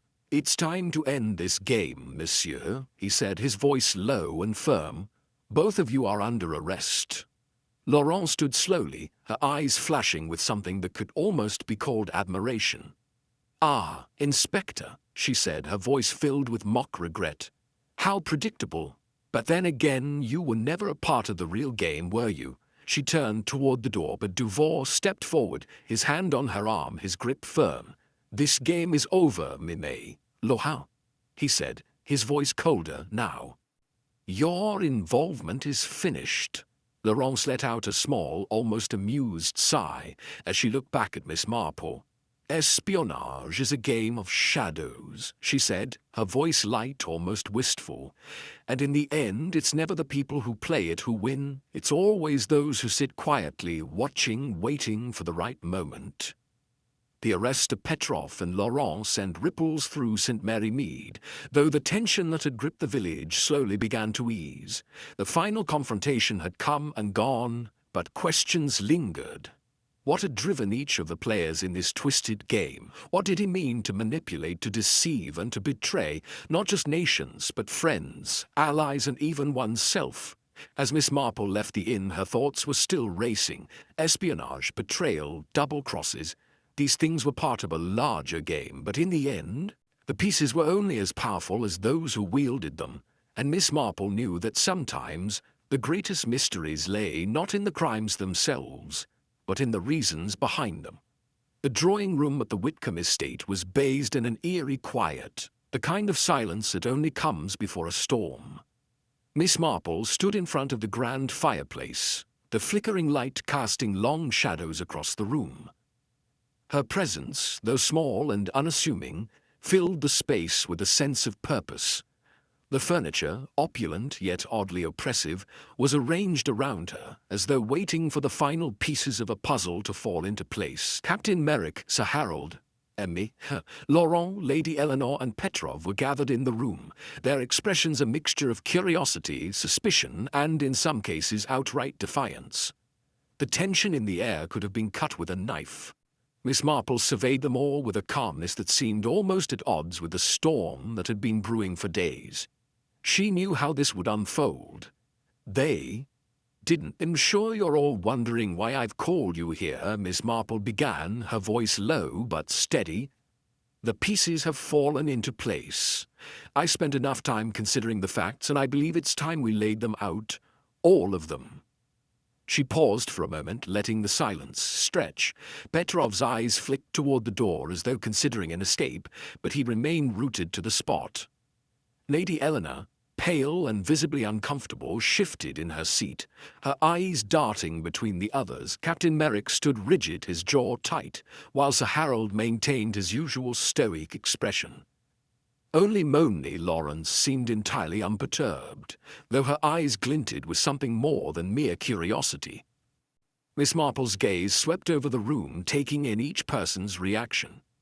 She could see the cracks in their façades, the subtle tension in their posture, the flicker of guilt in their eyes. Blackwell was indeed the head of the spy ring, Miss Marple continued, her voice cutting through the tension. He was planning to defect with state secrets, secrets that would have wreaked havoc on both British and Soviet interests. He was in a position to sell out both sides, but his ambitions didn't stop there. He wanted more. Money, power, and, as it turns out, leverage. She glanced at Captain Merrick, her eyes narrowing slightly. Captain Merrick discovered the plot, and initially he attempted to contain it. He wasn't involved in the murder. He wanted Blackwell stopped, yes, but he never intended for him to die. Merrick's expression hardened. "I did what needed to be done. I couldn't let him leave with those documents. The consequences would have been unimaginable." Miss Marple gave him a look, the faintest hint of disappointment in her eyes. "But you weren't the one who killed him, Captain. Someone else stepped in when it became clear that Blackwell wouldn't be controlled." She turned her attention to Petrov, who shifted uncomfortably in his seat. His gaze remained fixed on Miss Marple, though it was clear that the word she was about to say would not be to his liking. "Mr. Petrov," Miss Marple said, her tone even, "you sought to capitalize on Blackwell's defection. You thought you could use him to your advantage. You believed that with Blackwell gone, you could secure your position in the spy network, controlling both the British and Soviet interests. You underestimated one thing, though."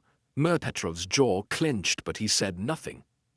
Laurent, for her part, looked entirely unruffled, as though she had been waiting for this moment. "Me, Laurent," Miss Marple said, her eyes locking onto the woman's with the precision of a hawk. "You played both sides. You didn't care who won as long as you emerged with the most benefit. You fed misinformation to both the British and the Soviets, ensuring that neither side gained full control. And you manipulated Lady Eleanor and Captain Merrick to cover your tracks when things began to unravel." Laurent smirked, her lips curling into a faint, almost mocking smile. "Espionage, Miss Marple, is rarely black and white. It's a game of shadows. I simply played my cards better than the rest of you." Miss Marple didn't flinch. "You played your cards well, but they were still marked May. Laurent, you thought you could orchestrate everything without anyone noticing, but in the end it was your greed that caught up with you." Lady Eleanor, who had been listening in silence, now spoke, her voice small but strained. "I didn't know. I never wanted to be part of this. I was afraid. Blackwell had those letters and he threatened us." Her hands trembled in her lap. "I was only trying to protect Harold, protect us." Miss Marple's gaze softened, though she didn't let her sympathy show. "Lady Eleanor, your involvement was limited to coercion. You acted out of fear and loyalty, but that does not excuse your role in this. You knew more than you let on, and you were complicit in the deception, even if you didn't fully understand its consequences." Lady Eleanor's face flushed, but she said nothing more, her eyes cast downward. Miss Marple turned back to the group, her voice growing more determined. The truth is, each of you played a part in this, whether you realized it or not. Blackwell's death wasn't just the result of espionage. It was personal. Petrov wanted control, Laurent wanted power, and Merrick and Eleanor were driven by fear. But the real question is, who ultimately pulled the trigger? The room fell silent. The only sound was the crackling of the fire, but it was drowned out by the heavy tension that hung in the air. Miss Marple stood still, letting her words sink in. She knew the answer, but she had no intention of offering it just yet. It was Petrov who broke the silence, his voice tight with anger. "You've been playing us from the start, haven't you, Miss Marple?" His eyes flashed, and for the first time, the cold veneer cracked. "You knew who killed him, you've known all along." Miss Marple gave him a small, almost imperceptible smile. "I have my suspicions, Mr. Petrov, but there's no need to jump to conclusions." "Who did it?" Merrick demanded, his voice edged with desperation. Miss Marple took a slow step forward, her gaze moving from one person to the next, reading their faces like an open book. "The answer is simple. The person who killed Blackwell was the one who stood to gain the most from his death, the one who had the most to lose if Blackwell had lived." She paused, letting the silence stretch just long enough before speaking the final words. "Lady Eleanor," she said softly. Lady Eleanor's face drained of color, and for the briefest moment Miss Marple saw the truth reflected in her eyes. The evening in St. Mary Mead was damp, a low mist creeping through the village like something caught between dusk and night. The Whitcomb estate, sitting heavy against the backdrop of a bruised sky, seemed to exhale a quiet resignation, the walls standing witness to the chaos within. The drawing room was silent now, the usual murmurs of discontent stilled. Everyone had said their piece, the truth laid bare for those who could stomach it. Miss Marple sat in her chair, her hands folded, the warmth of the fire failing to ease the chill in her bones. She had seen the machinations unfold, watched each piece click into place, but there was still the weight of the last few hours pressing on her. Captain Merrick, one so sure of his role as protector of national security, was no longer the picture of resolute discipline. His rigid composure had crumbled in the face of exposure. Moon Laurent, the enigmatic woman who had played both sides, now faced the consequences of her own duplicity. Petrov, the Russian attaché, wasn't the mastermind he'd thought himself to be, and Lady Eleanor in the end had been more a victim than a villain, pushed into the chaos by fear and loyalty, her personal guilt laid bare before everyone. The room was empty now, save for Duval and Miss Marple standing together by the fireplace. The inspector's face was unreadable, his usual sharpness dulled by the weight of the case's finality. But Miss Marple could see the undercurrent of admiration in his gaze. It was subtle, unspoken, but it was there.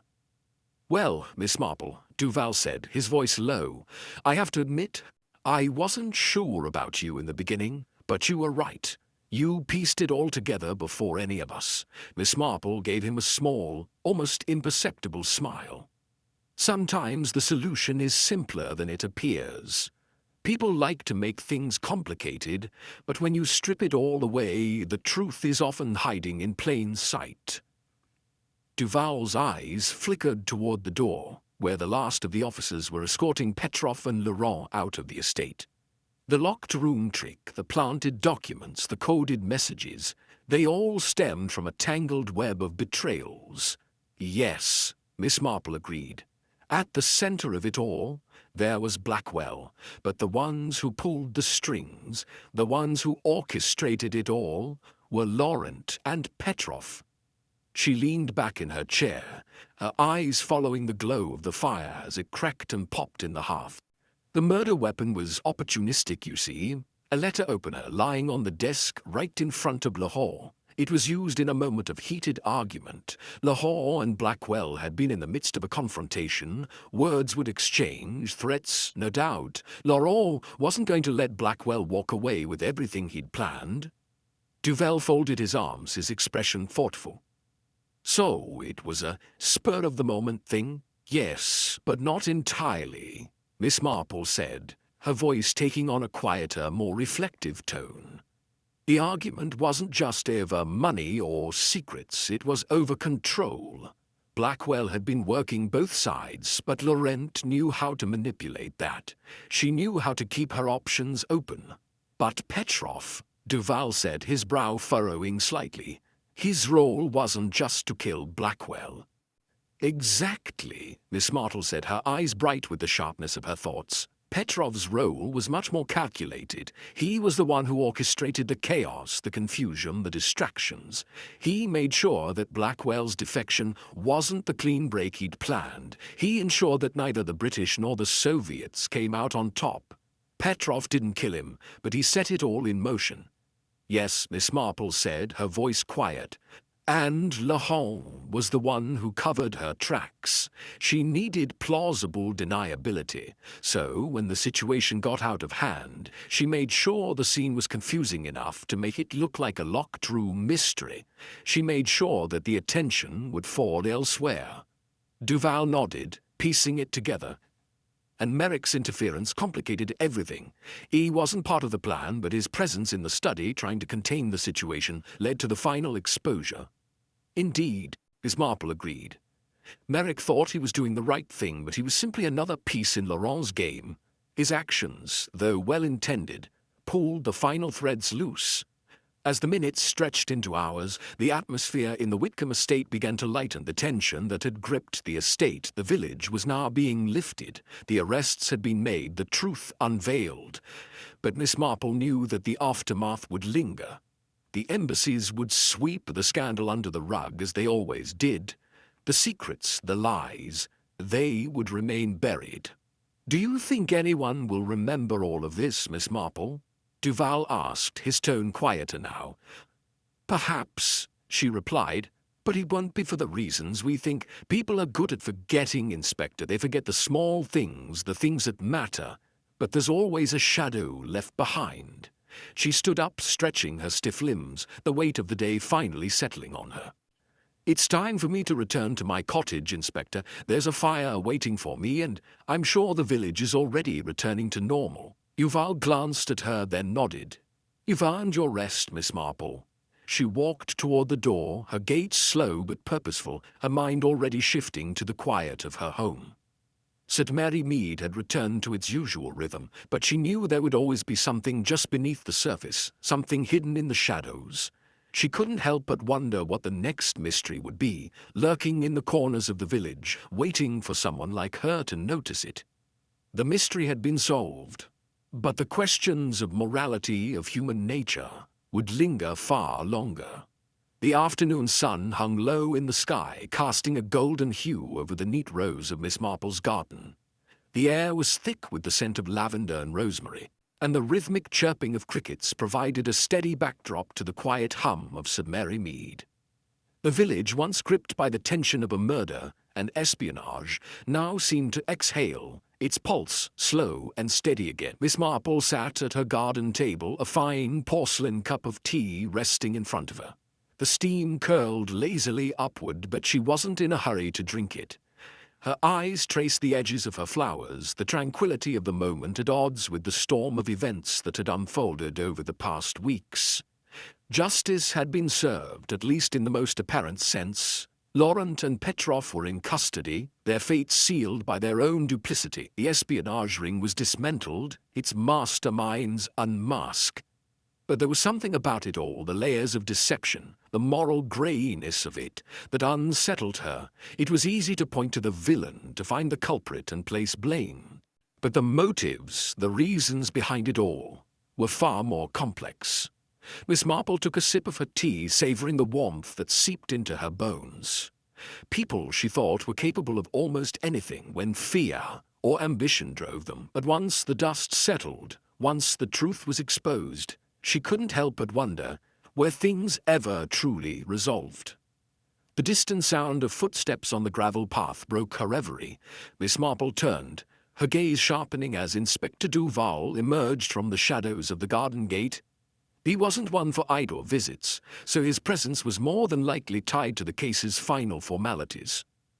"Miss Marple," Duval said, tipping his hat as he approached, "I came to thank you, though I'm sure you expected that already." His voice had lost the professional cool of the past days. There was something closer to admiration in it now. "For a quiet village lady, you navigate dangerous waters," Miss Marple smiled wryly, setting her cup down with a soft clink. "People are much the same everywhere, Inspector. Villages or embassies, they all have their secrets." Her tone carried no bitterness, only the dry acceptance of someone who had long understood that people rarely showed their true faces. Duval chuckled, settling into a chair opposite her. "I've spent my life chasing after criminals, but you—" He paused, shaking his head as if in disbelief. "You solved this without breaking a sweat. How do you do it?" Miss Marple gave him a glance, the corners of her eyes crinkling with mirth. "The trick, Inspector, is to watch the patterns. People think they're too clever, that their motives are too well hidden, but the patterns always give them away." "Patterns," Duval repeated, nodding thoughtfully. "I suppose that's the difference between us. I've been so focused on the actions on the moment that I never thought to look for the pattern beneath it all." "It's all there," Miss Marple said, leaning back in her chair. "The way people move, what they say, what they don't say, the little slips, the small reveals that tell you everything you need to know. The bigger the lie, the more obvious the truth becomes." Duval nodded again, his gaze drifting across the garden. "You make quite a difference when you retire from village life, Miss Marple. Maybe you'll come work with us." Miss Marple laughed softly, the sound like wind through dry leaves. "No thank you, Inspector. I've had enough excitement to last me a lifetime." She picked up her teacup again, her fingers steady, but her mind already wandering to the next piece of the puzzle, though she kept it to herself. As Duval left, promising to keep in touch, Miss Marple returned to the quiet rhythm of her garden. The peacefulness, however, felt like a façade, a mask that couldn't quite conceal the uncertainty gnawing at her. The village had returned to its routine. Children played in the streets, shopkeepers greeted each other with familiar warmth, but beneath it all she felt a lingering unease. The world had changed. She had seen that clearly in the faces of those who had walked through the estate's halls, the fear in Lady Eleanor's eyes, the cold determination in Petrov's. They had all been driven by something deeper than just duty or loyalty. The true cost of their actions, Miss Marple suspected, would never be fully realized. There were things left unsaid, details left unaddressed, that the world would never know. The evening crept in, and with it, the quiet comfort of solitude. A final letter arrived, carried by the usual village postman, who handed it to Miss Marple with a nod before he left. She unfolded it slowly, her fingers touching the paper with a sense of inevitability. It was from Sir Harold. "Dear Miss Marple," the letter began, "I wish to extend my deepest gratitude for your exceptional assistance in the matter regarding the estate and its troubled history. The matters you uncovered will remain classified for reasons of national security, but your discretion in these matters is appreciated beyond words. The consequences of the scandal are far-reaching, but I trust they will remain contained within the confines of your expertise and understanding." There was a pause before the final line. "Some details must remain buried for the greater good. Your silence is as ever invaluable." Miss Marple folded the letter carefully, her fingers lingering on the creases. There was no anger in her at the request. She understood the necessity of secrets, especially those that protected the larger machinery of the world. But the unspoken weight of the letter, the way it assumed she would comply without question, left a faint bitterness in her mouth. The greater good. It was always someone else's idea of what that meant. She placed the letter on the table, the last of her tea now cold in its cup. The village would never know the full truth. The stakes of the game had been too high, the players too powerful, for the truth to see the light of day. As she turned away from the table and walked to her window, Miss Marple couldn't help but reflect on the nature of secrets. Sometimes they were necessary. Sometimes they were not, but in the end everyone had something to hide. Later that night, as Miss Marple sat by the fire, the soft murmur of the radio filled the room. The familiar voice of the announcer drifted in from the wireless. And in the latest reports from abroad, diplomatic relations have reached peaceful resolutions between the great powers. Talks continue as nations work together for a harmonious future. Miss Marple smiled softly to herself, the faintest trace of irony in her expression. The world would move forward, its mysteries buried beneath the weight of diplomacy and national interests. For all the talk of peace, she knew that the shadows would never fully disappear. As the radio faded into static, Miss Marple turned away from the window, her mind already drifting to the next question, the next puzzle that might surface. For now, though, the village had returned to its quiet routine, and she was content to let it be. For a time, the world seemed right again, but the truth has always had a way of slipping into the cracks.